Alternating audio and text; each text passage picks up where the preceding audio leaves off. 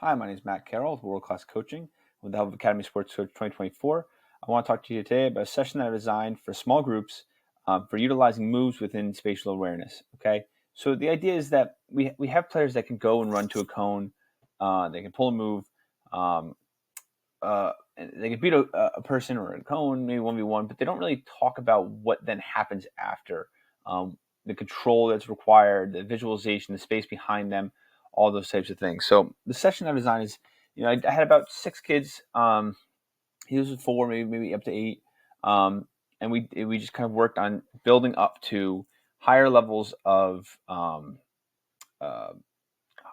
creating more and more game-like scenarios and higher levels of um, opposition and defensive options, and controlling space as we went along. So what I started with, and I really like this. We really they wanted me to challenge the players. They wanted high intensity. And I thought this was a really great warm-up to set the tone for the session. So what we did here was we took about 3 cones here, and it depends on the level of player you have and the age group. But what we did was I just had, first one was just jog around, and I had them jog around 3 times. And I gave them the instructions prior to this. Let me start. I had them set up in rondo just as they came in. And I have a yellow player here, but they had a blue penny or whatever. And as the session started, I said, all right, let's get ready. Whoever had the blue penny, just leave it there. You're in when we start again. So when we went to the warm-up, we had 3 jogs around. I had them do cone circles. They circle the cone. And I really worked on explosiveness and driving with our feet, keeping our chest over our toes and driving to the next cone and things like that. So we're implementing some plyometric and sprint-based workouts within the session itself, while not really losing a ton of time because we're going back and forth. I think the next one then was they had to hop over the side of the cone and sprint to the next one and driving off 1 foot here. So as soon as they hit their 3rd time around, the last drill, so they went sprints, cones 3 times, and the last one they came around, and it was immediately back into the rondo. So immediately they were kind of a little tired. They had been working really hard, and we jumped right into the session, and it just was high intensity. Now, something you do here is you can change it up. So I did this with a fun camp that I did the other day where we had a rondo, then we went into a dribbling thing, and then we did how many juggles can you make, and things like that. We just kind of changed it up. I've seen things where they do like penny tag. You can make it fun here. But I really wanted to focus on the rondo and controlling possession and talk about moving our head and utilizing defensively the explosive movements we talked about in the sprint drill. So from here, where I went to was I just worked on particular moves. And this is one of my favorite drills just for talking about performing a particular move, because I think you get a lot of high reps, and it's not just to the cone. And there's a lot of talking points I wanted to discuss within this. So I use this one a lot. It's a lot of my videos, the move diamond. So you got a player here, and they're going to dribble up to this cone. They're going to pull the move, and they're going to go here. And then while that's going on at every single cone as well. So what I talk about here is with the player, I don't want them to stop. And a lot of players just do this. They stop, pull a move, and then move over here. I'm like, you're not going to have time to do that in the game. So I'm talking about spatial awareness. If I pull my move here, nothing's going to happen. If I pull my move on top of the cone, I'm going to hit the cone. It's going to disrupt the ball. And I talked about how that's okay. Well, if it's hitting the cone, that's representing hitting the defending player. If it's the defending player, we're going to lose the ball. So we want to be about 2 feet away here. We want to pull it at pace and far enough away that we're moving away from the cone before we hit it, but not so that we're so far away from it. We also talk about planting the foot or planting the tree. So we want the player to drive one way, get the other player to plant their feet, and then explode to space.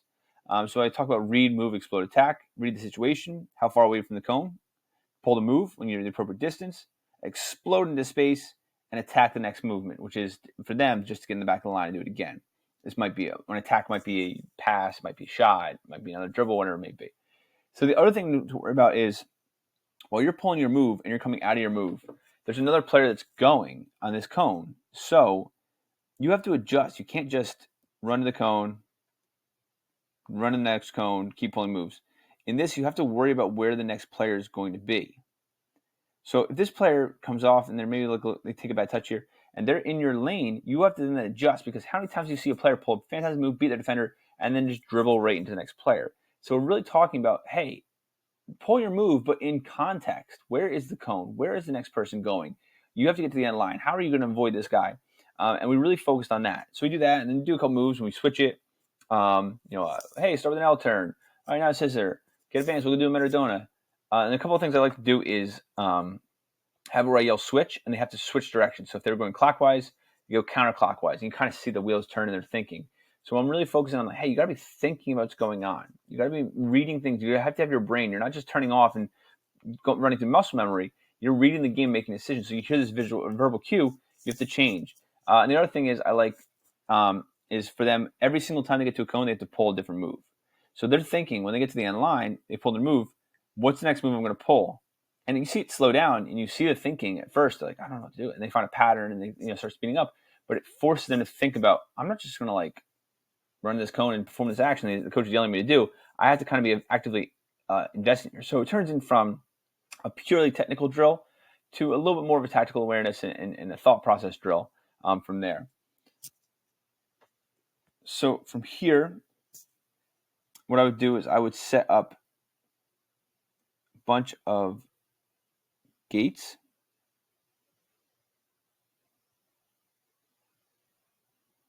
that the players have to dribble through.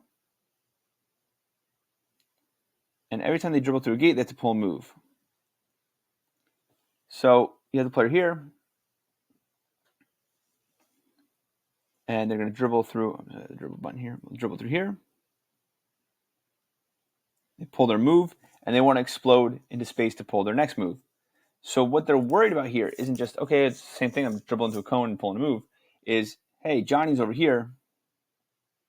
He's trying to dribble through. He's coming from this direction.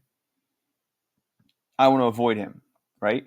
But oh no, Johnny, you have Billy over here had the same idea. Oops, that's the wrong one. Billy had the same idea. He's dribbling through this cone. I'm going to collide with him. So then he needs to adjust. So you're kind of going through, and it's a little more high intensity. It's a little more awareness. It's obviously more visual cues in front of you. And then you can also add then an additional player who's the disruptor. And what their job to do is just try to win the ball. If they win the ball of somebody, then they can just go and they can start dribbling around and be an attacking, dribbling through the cones. And this adds an element where the player is constantly not just pulling moves, they're pulling moves in relation to the space around them. So they're seeing where the other players are. They don't want to run into them. And then you add the disruptor, and the disruptor is also then trying to stop them from going where they need to go, and is constantly a threat they have to be aware of. And they're getting into live 1v1 duels, as well as also pulling the move and seeing the spatial awareness.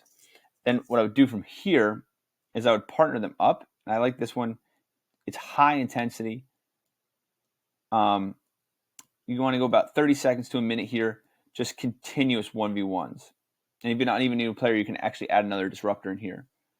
Or a neutral player is just dribbling, just like they're just getting touches, and they're just like in the way.